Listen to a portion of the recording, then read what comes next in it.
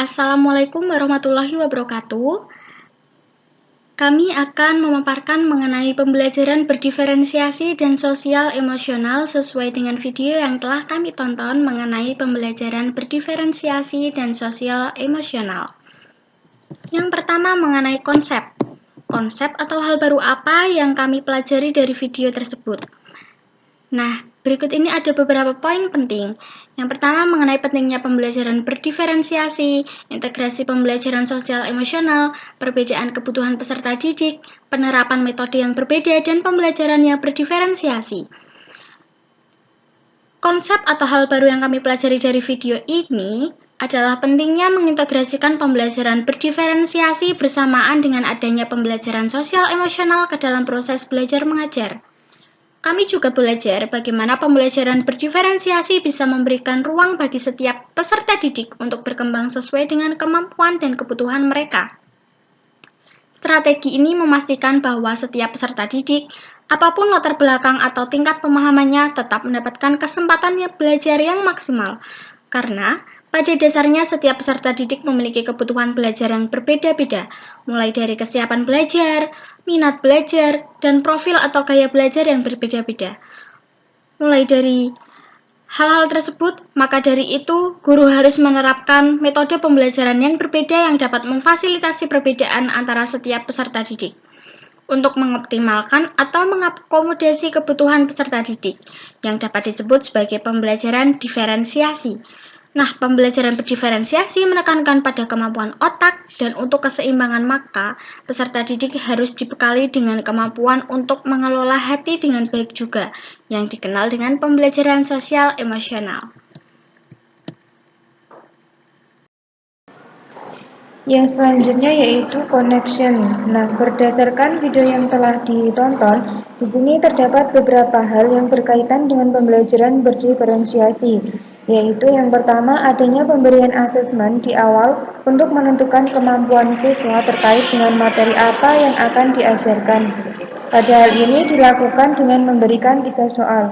Yang selanjutnya yaitu adanya pembagian kelompok berdasarkan hasil pemetaan kesiapan belajar, di mana murid dikelompokkan menjadi 3 kelompok, yaitu yang pertama, kelompok murid yang pemahaman konsepnya baru mau berkembang, yang kedua yaitu sedang berkembang, dan yang ketiga yaitu sudah mahir.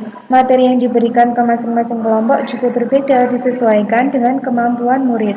Nah, yang ketiga yaitu adanya perlakuan yang berbeda-beda terhadap masing-masing kelompok, di mana kelompok yang baru mau berkembang diberikan perhatian yang lebih banyak dan dibimbing perlahan secara detail dengan perlahan-lahan dikurangi sampai murid dipastikan memahami materi kelompok.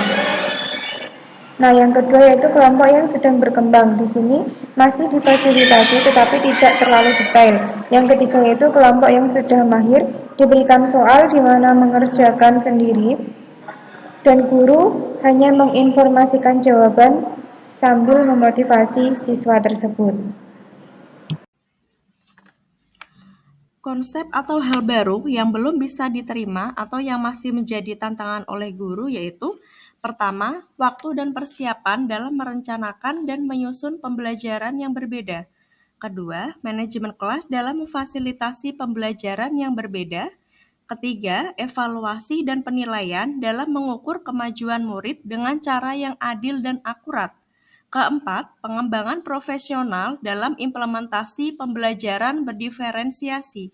Kelima, keterbatasan anggaran. Keenam, resistensi terhadap perubahan. Ketujuh, kesenjangan pengetahuan dan keterampilan murid.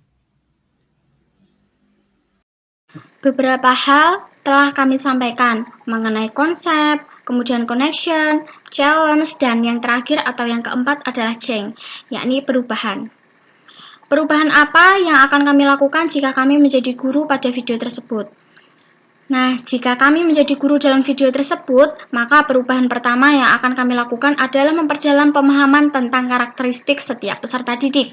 Ini berarti kami perlu meluangkan waktu lebih banyak untuk mengenal mereka secara personal, baik dari segi kemampuan akademik maupun aspek sosial emosional. Perubahan kedua adalah terbuka terhadap berbagai metode pengajaran, mungkin yang belum pernah kami coba, terutama yang berhubungan dengan pembelajaran yang berdiferensiasi dan pembelajaran sosial emosional. Sebagai contoh, dalam pembelajaran berdiferensiasi, kami akan memberikan tugas yang berbeda pada siswa dengan sesuai kemampuannya. Pembelajaran berdiferensiasi ini tidak hanya terkait dengan materi yang berbeda, tetapi juga dengan cara pengajarannya. Nah, kami akan menggunakan metode diskusi kelompok untuk siswa yang lebih suka belajar secara sosial, atau pembelajaran berbasis proyek untuk siswa yang lebih suka memecahkan masalah secara mandiri. Nah, di sisi lain, dalam pembelajaran sosial emosional, kami akan berusaha menciptakan lingkungan kelas yang lebih mendukung perkembangan emosi siswa. Saya bisa mengajarkan siswa bagaimana mengelola emosi mereka ketika menghadapi tantangan dalam belajar, misalnya dengan menggunakan strategi regulasi emosi. Nah, beberapa hal tadi akan kami upayakan jika menjadi guru pada video tersebut, karena pada dasarnya perubahan ini akan membantu kami lebih efektif dalam memfasilitasi kebutuhan beragam peserta didik dan menciptakan lingkungan belajar yang lebih inklusif dan suportif bagi setiap individunya.